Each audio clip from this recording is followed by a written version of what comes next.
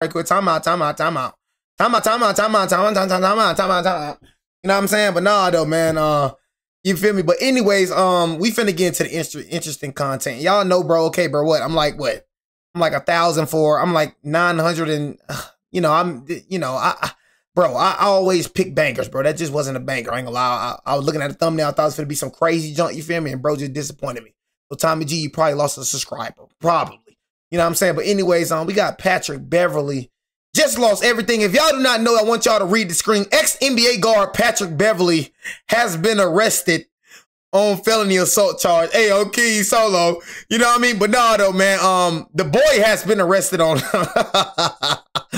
The man has been arrested on felony assault charges. I don't know what the heck is going on. But we're gonna get to the video, man. I just don't understand. Why.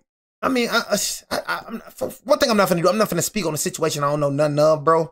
So I'm gonna start the video, bro, and just see, officials what the freak happened, Beverley bro. was arrested on a felony charge of family violence assault. We stick with our guys till there's a reason not to. As I understand it now, yes, we will have Pat's back. There's a moment in every athlete's career where you can see the plot starting to shift. Sometimes it's an injury, sometimes it's age catching up. But for Patrick Beverley, the moment everything started to unravel might have happened in the early morning hours of November 14th at a home in Fort Bend County, Texas. And what went down that night? Well, it's worse than anything we saw from him on an NBA court. We're talking about a felony assault arrest involving his own sister, accusations that include choking, physical violence, and threats. This is the story of how one of the NBA— Now, I'm gonna keep it real. I'm gonna keep it a bugging. Every brother know if they got a sister. You know what I'm saying? Like for me, I ain't gonna lie, I used to beat down my sister. I'm gonna keep it a buck. You know what I'm saying? I'll never do it now. I'll never beat my sister down. Now we grown, bro. But when I was little, bro, I used to beat the brakes on my sister, bro. You know what I'm saying? I'm gonna keep it a buck with you. You know what I mean? I don't hit women, but look. Only brothers that got sisters understand. We don't look at them like they girls. See, my sister was raised around all boys. You know what I'm saying? So you have a mama, of course, but she was raised around boys. So it was like she was rough. She was getting roughed. You know what I'm saying? But yeah, like if you ain't got a sister, you don't understand, gang. I don't hit women, but I was hitting her. You know what I'm saying? I remember times, boy. Well, I'm talking about beating the brakes off her, gang. I'm talking about and one thing I gotta say about my sister, but that was a tough I ain't never met a girl as tough as her, bro. She used to get out there, though. I ain't gonna lie. There was a little tough little son of a gun, but I ain't gonna lie. I'm talking, we used to be here. She used to be spitting on me and everything. It used to get wild in here. You know what I'm saying? She used to be spitting on me, bro. We used to get wild. She used to spit on me. I'm talking, I used to bomb. I'm talking, I used to hit her right in the head, like face. We used to you know what I'm saying? I used to be hitting the dead for real on her face. She eating it too. Used to be going wild. You know what I'm saying? I used to be I used to be beating the brakes off my sister, bro. But my sister know how to fight, though. She know how to fight, bro, because she grew up around me. She used to take it, too. She used to, like, dang, shot it tough. She used to go for nothing. She used to come at me with the static. You know what I mean? That's how tough she was. She used to come at me. I used to hit her once. She running. She not running. She running to it. You know what I mean? You think she runs from the beat down? Or my sister runs to the beat down. She runs to it. Yeah, I had a different sister, gang. I ain't gonna lie. Used to chase me. I'm talking about, oh my God. The worst thing my sister used to do was scratch me. Oh my God. Oh, my back. Boy, my sister used to scratch me. Boy, that joint used to make me OD. But she used to just got them nails because she had some long nails. Boy, used to hate that joint. You know what I'm saying? I used to be beating her and stuff. She just scratched me, I'll be like, my back. Bro, we used to go wild up in here, but me and my sister used to be fighting. I mean, one time, bro, we freaking, you know what I'm saying? We was upstairs or something, bro. So she did something, bro. I don't know what the freak my sister did. I think my sister spit on me or something. Man, all I know, man, I tried to get in that room so hard, bro. She closed my arm. She shutting the arm on my door, biting her lip like this. Yeah. Like, but let my arm go. Let my arm go. But she finna break my arm, gang. She slammed my arm in the door. I was trying to get out, but I ain't getting that dough. I ain't getting that room. But what? If I would have gotten that room, but if I would have got that room, I would have beat the brakes off her, cuz. Notorious defenders went from annoying NBA superstars to facing serious prison time. And trust me, by the end, I would have beat the brakes off my sister. She would let me in that room. The final chapter in one of the most controversial careers in recent NBA history. So I want to give you guys a brief trigger warning because the content of this video. Only brothers with sister, no. All y'all, if you don't got a sister, you just don't understand. You're gonna look at Jay. Why are you hitting her like that? Such a little single child up. You wish you had a sister. Wish you had brothers. It's a little single child up and up. Are a little graphics. You don't understand. You don't get it. Only brothers that got sisters understand what I'm saying. She ain't no girl. Man, I promise. I'm also running a giveaway on this. Beat her down, cuz. My Instagram page. I'm giving away a jersey of your choice to a subscriber that turns on their notifications. Me and my sister used to go to war. Follows me on Instagram and has my notifications on. Just comment in the YouTube comment section what jersey you'd want, or on my Instagram comment section what jersey you want. And I usually pick one of the first people to comment because that means you have my notifications on. Me and my brother ain't fight like that. We fought a little bit. Me and my brother fought a little bit. We fought a little bit. Me and my brother fought a little bit. Me and my sister, boy. Boy. He used to get on my skin, boy. I ain't never met nobody get on my skin like my sister, boy. She used to get on my freaking skin, boy. Yeah. Something about them sisters, boy. They get on your skin, boy. We have been absolutely crushing. Man, I don't care about this, man. Dang. Tail these picks. I got. Like, what the freak, bro? Let's get into the freaking video. All these little picks, prize picks. Fort Bend County officials confirmed that Beverley was arrested on a felony charge of family violence assault. We stick with our guys till there's a reason not to.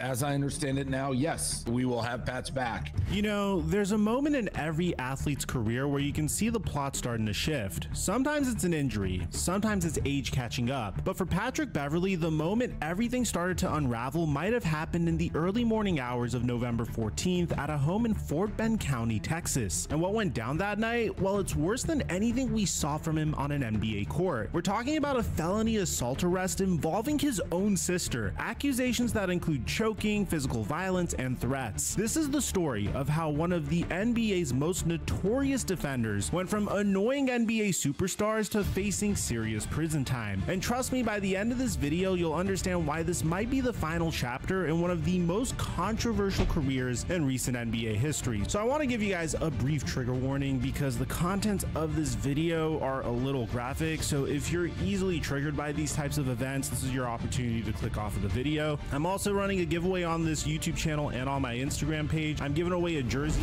of your choice to a subscriber that turns on their notifications. Gotta show the Bronny jersey, do you? That follows me on Instagram. Hey, y'all, look, man, give me a look. Come on, bro. Come on, bro. That out of the way.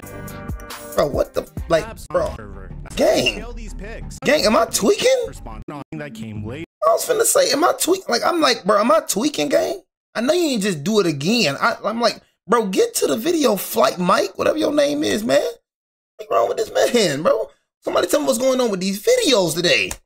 Patrick Beverley's story is actually pretty inspiring when you strip away everything that came later. This is a kid from the west side of Chicago who wasn't some five-star recruit. He wasn't a lottery pick. He wasn't handed anything. He went to Arkansas for college, got academically ineligible, and instead of giving up, he spent 5 years grinding overseas in Ukraine, Greece, and Russia. In 2012, playing for Spartak St. Petersburg in Russia, he won the Euro Cup MVP. And guys, that's not some participation trophy. The guy was legitimately dominating European basketball. When he finally got his NBA shot with the Houston Rockets in January of 2013 at the age of 24, he made the most of it. I signed a no NBA clause overseas. At the time, the buyout from the NBA is only $250,000. So I'm thinking like, all right, the NBA got that. My agent tells me like, no, they can only pay $250,000. Look at my mom, she's in the corner. What you think? She pulls out checkbook, literally, gives the check to the Russian team, and I was able to leave. Over his 12-year NBA career, Beverley averaged 8.3 points, 4.1. That shows how good the NBA is, though. If bro was balling out. Bro was balling out in the European League, you know what I'm saying? You know, and then coming to the NBA, bro, and, you know, Pat was good, bro, but Pat wasn't, you know, Pat was a crazy defender. I feel like Pat was just more annoying. You know what I'm saying? Like, yeah, he made, like, what? I think one all-defensive team. Like, Pat was just, like, an annoying character. You know what I'm saying? Like, that, he really wasn't, like, it's like his defense, it was straight, bro, but he wasn't, like, I don't know, like, Pat wasn't, like, an all-time defender. He was just annoying. You know what I'm saying? He was like a smaller Dylan Brooks. Like how Dylan Brooks gonna be out the league in the next 4 years. Calling it right now. He's just like Like Dylan Brooks, just annoying. You know what I'm saying? That's how I looked at Pat Beverley. I never looked at Pat Beverley like an all-time defender and, you know what I mean, like a better player. Heck no. You know what I'm saying? But, you know, I'm gonna just keep it real. He was just, you know, he had a mid career. He's mid. You know what I'm saying? So that's all I keep it real. I'm not finna overhype. Oh, you were mid, Pat. Pat was mid. Rebounds and 3.4 assists per game. Now, those aren't all-star numbers. Dylan Brooks is a good defender. No, he's not, bro. Like Dylan Brooks, I've seen Dylan Brooks get cooked so many times. Like Dylan Brooks just talk. One thing about Dylan Brooks talk and get exposed. You know what I mean? I remember when he was talking with us, talking all that trash, came in and put belt the booty on Memphis. He talk a lot, but get dropped off. He just dirty. He a dirty player. He a dirty player, bro, and he's just a player that's just annoying. That's what Dylan Brooks is, bro. Dylan Brooks is not no good defender. You know what I mean? He'll play defense, but he not no, I'll say Draymond. I like Draymond. You know, them Kawhi Leonard. He not that, bro. He's just annoying. He's just a dirty player. But I seen Dylan Brooks get dropped off consistently, bro. But here's what matters. He made 3 All-NBA defensive teams, including first team in 2007. He got paid because he a villain. That's why he got paid, bro, because he's a villain. I'm trying to tell y'all, bro. He got paid because he was a villain. You know what I'm saying? That's why he got paid, bro. He didn't get paid because he was a good. He got paid because he's a villain. He's this little character. You know what I'm saying? You feel me? So everybody, you feel me? Come on, man.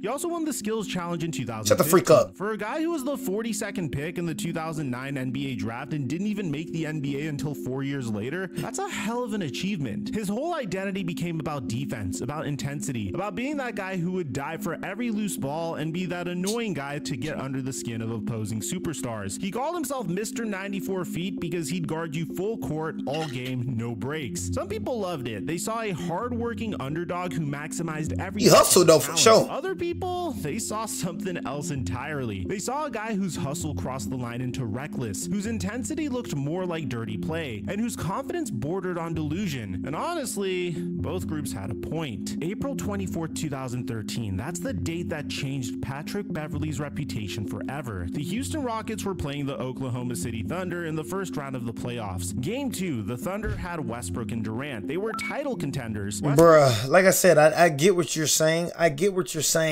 bro. I get what you're saying. You know what I mean? I realize everything doesn't show on stats, bro. But his resume sucks. Point blank, period. You know what I'm saying? He wasn't a good stealer. He just was annoying. He just was a hustler. He hustled. Other than that, it's nothing else. You feel me? It wasn't a look at the teams that he was on. You know what I'm saying? Like, pretty sure they would have won them games without Patrick Beverley. You know what I'm saying? He wasn't a difference maker on defense. Like, he was cool, but he wasn't like a leading blocker or leading steal part. You know, he was good, cool, you know, but he was just hustling. That's what you're supposed to do. He wasn't doing nothing spectacular. He wasn't no freaking difference maker on defense, bro. You know what I'm saying? He tried that jump with KD, got dropped the freak off. Going to call a timeout on the sideline when Beverley lunged for the ball. Like Kawhi Leonard, I feel like, you know what I'm saying? I feel like, you know what I'm saying? For me, bro, I feel like difference makers is like a Kawhi Leonard. You know what I mean? Them type of defenders, bro. You know what I'm saying? That make an impact. It's just Pat Beverley not on that type of. Just as the whistle was blowing. Now, was it hey, Cupcake, shut up. Play? Most people would say no. Guys make plays like that all the time, trying to catch the ball handler slipping during a timeout call. But was it reckless? Absolutely. The odds of getting that steal was basically 0, and the risk of injury was high. And the result? Altered NBA history. Russell Westbrook tore his lateral meniscus. He missed the rest of the playoffs. The Thunder, who were legitimate championship contenders, got bounced in the second round by Memphis. Westbrook's career was never quite the same after that injury. Beverley defended himself, saying, "I don't go out and try to hurt anybody. I try to make a play on the ball." And you know what? I actually believe him. I don't think he was intentionally trying to injure Westbrook, but intention doesn't erase the impact. That play earned him a permanent enemy in Westbrook and a reputation around the league as someone who played on the edge of control. The beef between those two lasted for years. In 2018, Westbrook was doing the rock the baby celebration after scoring on Beverley, mocking him. Later that same game, Beverley dove at Westbrook's knees on Oh, he trying to do you it. could see Westbrook was furious, thinking that Beverley was trying to hurt him again. They had to be separated. It got so heated that the police actually had to come on the court because the situation was escalating. And then there was the trash talk. Westbrook famously said about Beverley, Bev trick y'all, man, like he play defense. He don't guard nobody, man, just running around. I told y'all, bro. I said that John. He be tricking people, bro. He not playing defense, bro. It was just annoying. I told y'all. He said the same thing I just said, bro. I be hating when people be trying to talk to me about basketball, bro. I watched this man. This man was just annoying, gang. He was just an annoying little dude, bro. Just being annoying, just running around, just doing stupid stuff and getting dropped off. People think he just, cause he hustling and diving for the balls and hitting at people kneecaps and all that, thinking he playing defense. Man, Pat was getting dropped off. You know what I'm saying? He doing what he supposed to do. You supposed to hustle, man. He be tricking people. I told you, man. I said the same thing Russ just said. Everybody gonna listen to Russ though. Go and listen to Russ like a little good boy. Go and listen to Russ like a little good. Yeah, don't listen to Jay. Listen to Russ like a little good boy you are. No, okay, yeah, Russell said it, so it must be true now. It must be true now, Russell said it. Get your little stupid self in my face. Man, like he played yeah, Russell saying it. So we're gonna believe Russ. You know, we're gonna be a good little boy and believe Russ. You know what I mean? Yeah, you know. Yeah, Patrick Beverley, I thought Jay was lying, but since Russ said, we're gonna believe Russ now. The whole thing was messy, personal, and it defined a big He's doing nothing of their careers. But the Westbrook situation wasn't isolated. Throughout his career, Beverley kept finding himself in controversial situations. He'd get into it with Chris Paul, he'd jaw with KD, he'd get technicals for overly aggressive play. And look, in small doses, that intensity is what made him valuable. Teams loved having that bulldog mentality, that guy who would do the dirty work. The Clippers made their first ever Western Conference Finals with Beverley on the team. The Timberwolves had their best season in years with leadership. Now this was hilarious and being out of control, and the more time went on, this was hilarious. It seemed like Beverley was losing track of where that line was. May 2nd, 2020. That boy act like he last time Patrick Beverley played in an NBA game. That boy act like he won the final. Getting blown out by the Indiana Pacers in the playoffs. The game was basically over, and in the final minutes, Beverley threw a basketball at a female Pacers fan, hitting her in the head. Then he asked another fan for the ball back, and when he got it, he whipped it at that fan too. Bro, dang, what the freak? Athlete in the middle of a playoff game threw a basketball at paying customers twice. Chilling, bro. You tripping? Him for 4 games, which he still hasn't served because no team signed him after that. The fans filed a lawsuit claiming physical pain, emotional. See, that's what I be saying. See, that's why that's what I don't deal with people, because, you know, like, that's why I don't deal with people. But that's why I don't put, like, that's why you got to think about, like, when hitting people. Like, they probably was saying stuff crazy to him. Then when he reacted, now you want to file a lawsuit. That's why I'll be like, bro, people, bro, you just got to walk away from people, bro. No, people don't even be worth it. They probably was talking crazy, threw that ball at him. You know what I'm saying? Threw that ball at him and now trying to act like a, you know what I'm saying? Not trying to act like a victim. You know what I'm saying? That's why I be saying, people, bro, you can't. You know what I'm saying? People talk crazy, and then when you put your hands on people, oh, I'm going to press charges. Like, you can't even, like that's one thing I'm starting to understand. Words just words at the end of the day. People just talk. You know what I'm saying? One thing about people just talk. Like bro right here. You know what I'm saying? You know, I'm not gonna even say that about you, man. I was gonna say something about you, thick cupcake, but I'm gonna let you slide. But just know, talk. You know what I mean? Talking and get slapped up. You know what I'm saying? If you know about cupcake. You know what I'm saying? But no, man, all that talking and all that, man. Talking and then slap the distress, humiliation, medical expenses, and lost wages. Beverley never seemed to really grasp how serious this was. There was no real apology, no acknowledgement that what he did was completely unacceptable. It was like he couldn't understand why people were making such a big deal out of it. After that incident, his career was basically over. No NBA team wanted to touch him. He signed with Hapoel Tel Aviv in Israel. Hapoel what? Ended with the team suspending him in February of 2025 before eventually parting ways. At 37 years old, 20-year-old Pat Bev transitioned to media, doing podcasts and making appearances, and even there, he couldn't stay out of trouble. Just last week before the arrest, Beverley and Jason Williams made comments on their podcast about Klay Thompson and Megan Thee Stallion, suggesting that Klay's relationship was why he was shooting. I knew I wasn't tripping. Times y'all steady trying to get him a pass. I ain't never seen Klay not shoot it like this. And for him to say I'm out of my prime, like, come on, Klay. Like, I'm gonna say, referring to my girlfriend. Let me see. I'm a pass. I ain't never seen Klay. Referring to my girlfriend as a PUSSY is so disgusting and disturbing. Shut up, bro. Klay, shut up, bro. You know what I'm saying? Especially for someone who played the NBA. How would y'all feel if I referred to your wives in such a way? Bro, people gonna talk, bro. You know what I'm saying? Klay, shut up. You know what I'm saying? All that love, what you trying to look good? Like I said, I ain't got, it's so disturbing. It's so, man, bro, dudes talk like that every day. I'm acting like you don't talk like that, Klay. I'm not gonna say you don't talk like that, but bro, Klay, shut up, cuz. Dudes, the way Pat talked about Megan Thee Stallion, bro, dudes talk like that. It's just the way dudes talk, bro. I guess you want to see her. I guess you want her to see your comment. Oh, my baby's defending me. I guess you get what, this extra coochie for the night? You know what I mean? But you are playing like she putting that thing on you. You know what I'm saying? You know what I'm saying? You playing like she putting that thing on you, cuz. And like I said, certain dudes, bro, just don't got that type of, certain dudes ain't got a spine, bro. Not saying you, Klay, but I'm going to just keep it a beezy. Certain dudes ain't got a spine. If you let a girl be a distraction, bro, she going to be a distraction, bro. She don't care about NBA. You care about NBA. She'll take up all your time if you let her. You feel me? But all I'm saying is when you got with Megan Thee Stallion gang, you forgot how to shoot that dang ball. You forgot how to play when you got, she putting that thing on you, boy. She doing something to you. You know what I mean? Because when you got with Megan Thee Stallion, even last year, you weren't playing at a high level, but at least you was doing some sort. You got with Megan Thee Stallion gang. Boy, you been BJ. You know what I'm saying? You got to learn how to set standards, set boundaries, bro. I'm just keeping it a beast. I don't know what it is. Maybe you got love for the game. It's an opinion at the end of the day. You know what I mean? I'm not saying what I'm saying is true. You feel me? Because what I think all the time ain't true. You know, how I feel ain't true all the time either. But I'm saying, in my opinion, I'm just putting 2 and plus 2 together. It could be false. You could just not love the game anymore. If you don't love the game, get out. Leave. You feel me? But in my opinion, I feel like she putting that thought on you.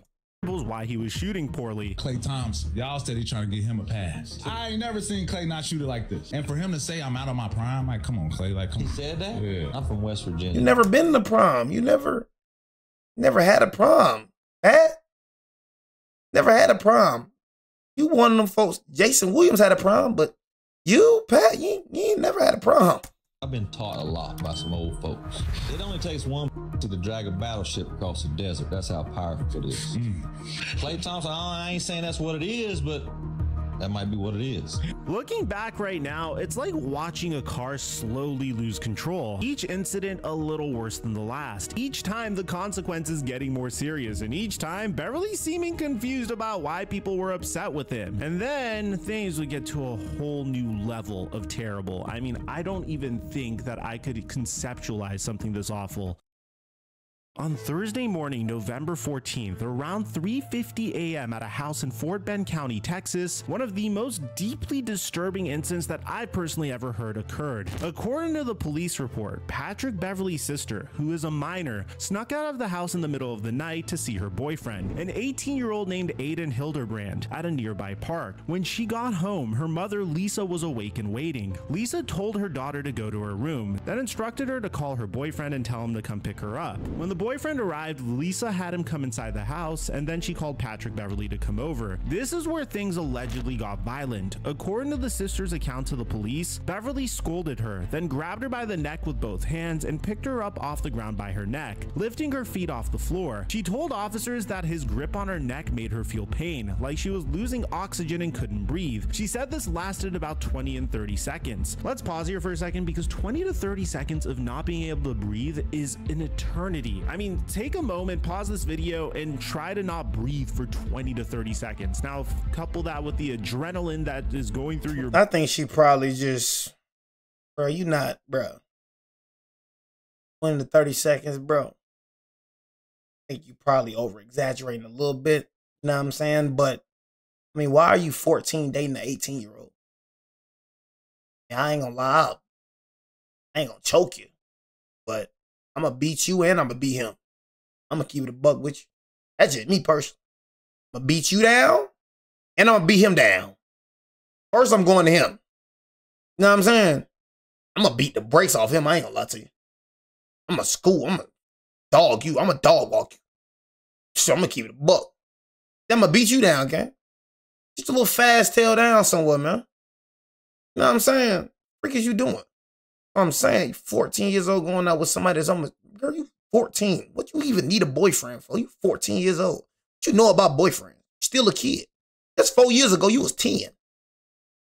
Telling you, gang, like these girl be getting fast now, gang. All this little fast, you know, sit your butt down, gang. When I was a shorty, man, I wasn't worrying about no dang freaking girlfriend, gang.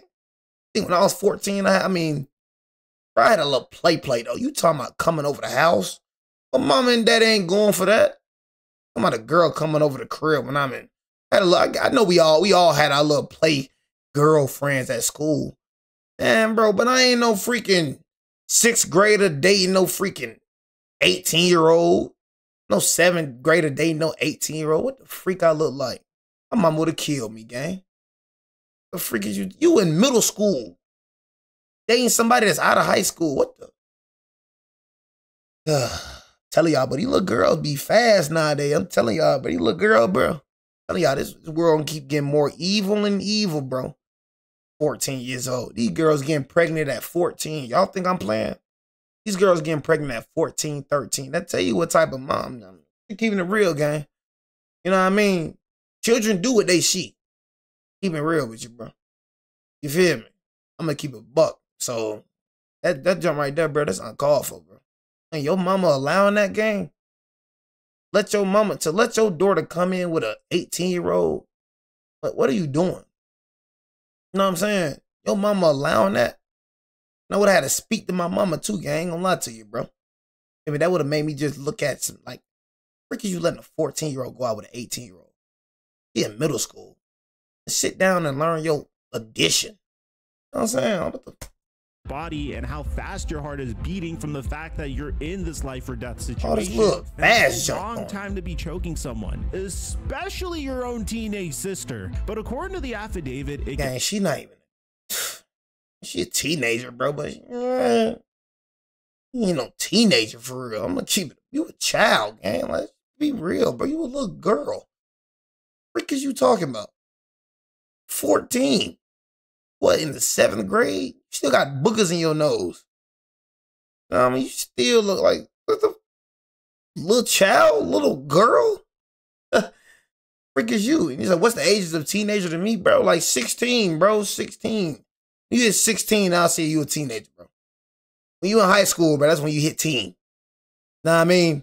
So like you 14 and below, you a child, gang, on law. Know what I'm saying? 14 and below. If you in middle school, you a child, cuz. I don't care about no, you ain't no teen. You hit high school, then when you start becoming a teen, cuz. It's worse. The sister stated that Beverly then took her out of the bedroom by the neck and slammed her body against the walls of an open room area. I wouldn't did all that, but I ain't gonna lie, I would have beat you down too. I ain't gonna lie to you. I wouldn't did all that, but I would have beat you down too. Then he allegedly laid her on the sofa, stood on top of her, and punched her approximately 1 time in her left eye with a— Hey, you tripping. I ain't gonna lie, you oh, shoot. Yeah, you tripping, gang. You know what I'm saying? You a grown man, though, Pat. Golly, bro. You like what, bro? 30, 33? Dang, bro. You know what I'm saying? You tripping now, gang. Getting on top of hitting in the do that to the boyfriend, gang. Now, you could kind of, you know, do a little something, whatever. You know what I'm saying? You know, smack her around a little bit, but the punching and all that, yeah, now it's uncalled for. You know what I'm saying? Now I think he got some other things he dealing with inside. Getting on top of her, acting like this a grown man. Fire! Golly, gang, you like 37, gang. Closed fist. The sister also claimed that during this, Beverly made a comment that he would be the family relative to end her life. After that, the boyfriend was told to leave, and Beverly followed him out. When Beverly came back, the boyfriend called the police. When officers arrived, they— How you gonna call the police when you dating a minor? What the? You finna go to jail too? What the? You acting like you some type of saint or something. Gang, you dating a little kid. What the frick you talking about? You calling the police? Gang, you 18, she 14. You know what I'm saying? Yeah, he finna go to jail, but you finna go to jail too. documented their findings. There are visible markings on the sister's neck, and there are pediculi in the whites of her eyes. For those of you who don't know, pediculi are basically tiny red dots that appear when blood vessels break, and they're a classic sign of strangulation. Beverley was arrested and charged with assault of a family or household member impeding breath or circulation, which is a third degree. So you gonna beat your sister? He posted a $40,000 bond and was released. Now, Beverley's side of the story is obviously different. His attorney, Leticia Quinones, gonna beat your sister? released a statement saying, And you ain't gonna beat that man? criminal record. He cares deeply about his little sister, a young lady, a minor. Given that when he unexpectedly found her alone in the home with an 18-year-old man in the middle of the night, he was understandably concerned, as any brother would be about his sister. However, we don't believe what followed happened the way it's been described, and we look forward to the opportunity to address that in court. Beverley himself took to Twitter posting, "Please don't believe everything you see on the internet. Hope all is well," with a prayer hands emoji. He later posted, "Y'all pray for the fam, heart love," with a family photo. So his defense seems to be, yes, I came over because my mom called me about my minor sister being with an 18-year-old guy in the middle of the night. Yes, I was concerned, but no, what happened next isn't what they're claiming. Here's my issue with that defense. There's physical evidence. The markings on her neck, the pediculi in her eyes, those don't lie. You don't get those marks from a calm conversation. You get those from someone's hands around your throat, cutting off blood flow. The police documented that evidence. That's not what the internet says. That's what medical evidence shows. And look, I get it. Finding out your teenage sister snuck out to meet an 18-year-old guy in the middle of the night, that's a situation that would make any big brother upset. And I have a little sister. But there's being upset, and then there's allegedly choking someone for 30 seconds, slamming them into walls, and punching them in the face. Those are two completely different things. So what's Patrick Beverley actually facing here? In Texas, assault on a family or household member that impedes breath or circulation is classified as a third-degree felony. If convicted, he's looking at anywhere from 2 to 10 years in prison and a fine of up to $10,000. Now, here's where it gets interesting. Beverley has no prior criminal record. This is his first offense. He a first offender. So in theory, he could potentially get probation and some prison time, he ain't going to especially prison if he reaches a plea deal. First-time offenders in Texas often get more lenient sentences, especially if they complete anger management classes, counseling, that kind of thing. But there are you a first-time offender, bro. You know what I'm saying? You know what I'm saying? I mean, feel me? Like, yeah. You a first-time offender, bro. They gonna throw that out. I ain't gonna lie. If you was a felony, you know what I'm saying? If you had multiple, you know what I mean, multiple arrests of these prior things, you gonna face time in that prison cell. I mean, being a first-time offender, bro, that helps you out a lot, bro. So yeah, he ain't facing no prison time, bro. Against him. First, the physical evidence is strong. Second, this is a strangulation case, and courts take those very seriously because of how dangerous they are. Third, there's the death threat allegation that he said he'd be the one to kill her. And fourth, even though he has no criminal record, he does have a documented pattern of violent and aggressive behavior. His NBA suspensions, the Pacers fan incident, all of that can potentially be brought up to show a pattern. There's also the civil side of this. Even if criminal charges get reduced or dismissed, the sister could potentially file a civil lawsuit against him. The Pacers fans had already filed one over the basketball incident, claiming physical and emotional damages. A family member who allegedly got choked and punched? That's an even stronger civil case. You know what's crazy? Pat Bev's whole identity was built on being tough, being physical, being that guy who would do whatever it takes. And for a while, that worked for him in basketball. Teams value that intensity. Fans loved the underdog story. He made millions of dollars of being that guy. But here's what we're learning. You can't just turn that off. You can't be that aggressive, that physical, that intense for 48 minutes a night for 12 years and then suddenly be a different person when you step off the court. It doesn't work that way. The same traits that made him valuable in the NBA. Hey, look, bro, I'm not gonna lie, you overly going deep about this, bro. I mean, Pat Bev, bro, it's basketball, bro. Like, saying he was just an aggressive player. But we're not gonna make this about his personal life. You know what I'm saying? It's not personal. Got Dennis Rodman the same way, Draymond Green the same way. You gonna say Draymond is a violent person because he does them type of, it's competitive basketball, bro. Things happen on basketball. So you can't mix up like him throwing the ball at a fan, bro. That happens. I ain't gonna lie. Did you see the Ron Artest? You see the Ron Artest fight, bro? I've seen fans get their head beat in, gang. You know what I'm saying? Literally get their face beat in. You know what I'm saying? So it's just, you know what I mean? Like, at the end of the day, you feel me? That's basketball, bro. This ain't like personal. He's a first-time offender, bro. So you making it seem like, bro, just a violent person, bro. You know what I'm saying? Bro, first time offender, bro. You know what I'm saying? Bro made a mistake. Mistakes happen, bro. Probably wasn't thinking, bro, at that time. You know what I'm saying? Seeing his little sister with an 18-year-old. I went that far. She would have got smacked around, but I wouldn't went that far, getting on top of her, punch her in the eye and stuff like that. For me, the attention would have been on the dude. Mostly for me, I would have beat the brakes off, bro. I'm gonna keep it a buck with you. I know you can't beat me.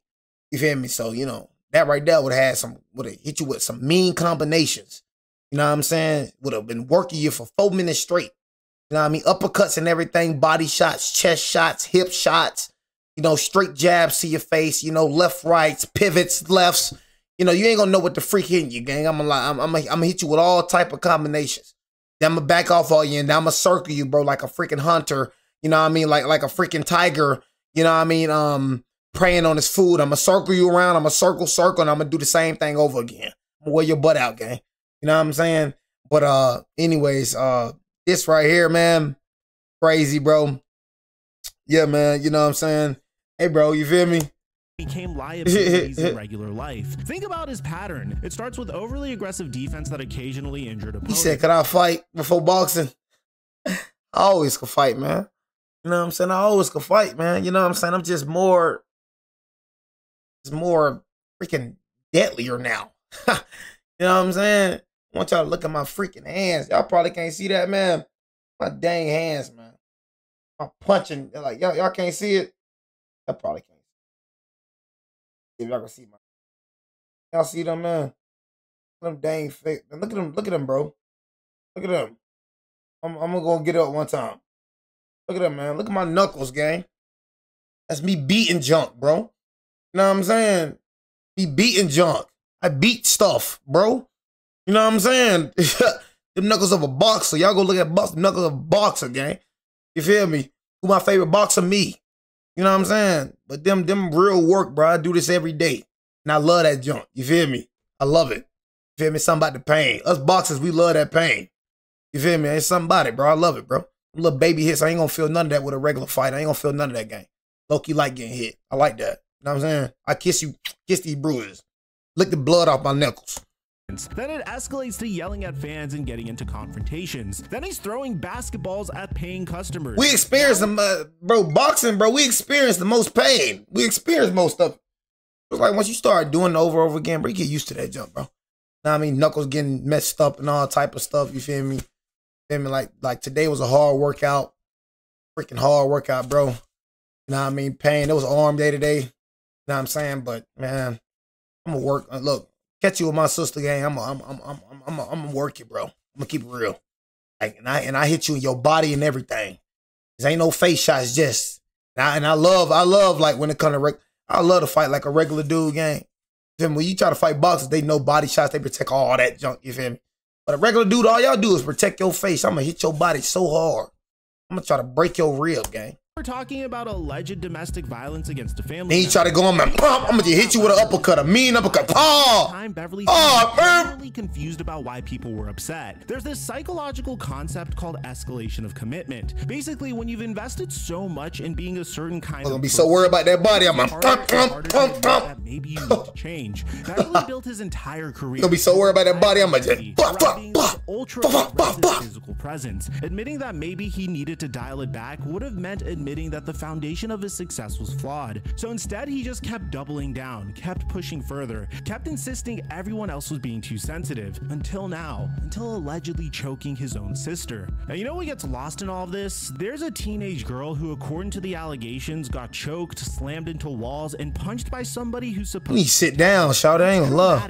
That's the kind of thing that stays with someone. Even if we take Beverley's side and assume his intentions were good, that he was genuinely just trying to protect his sister from a situation he thought was dangerous, the alleged methods were completely unacceptable. Sit your tail down somewhere. Put your hands around someone's throat for 30 seconds. You can't punch them in the face. That's not protection. That's abuse. And if those allegations are true, his sister is going to carry that trauma for a very long time. There's also his mother, who was there and witnessed whatever happened. There's the boyfriend who saw his girlfriend get assaulted. There's his other family. I got a question, bro. Why you not talking about this man? Like you so much on Pat Bev. Why you ain't talking about bro 18 and she 14? I ain't hear you mention that one time in the video, gang. Why you acting like this normal or something? Talking about her boyfriend, bro.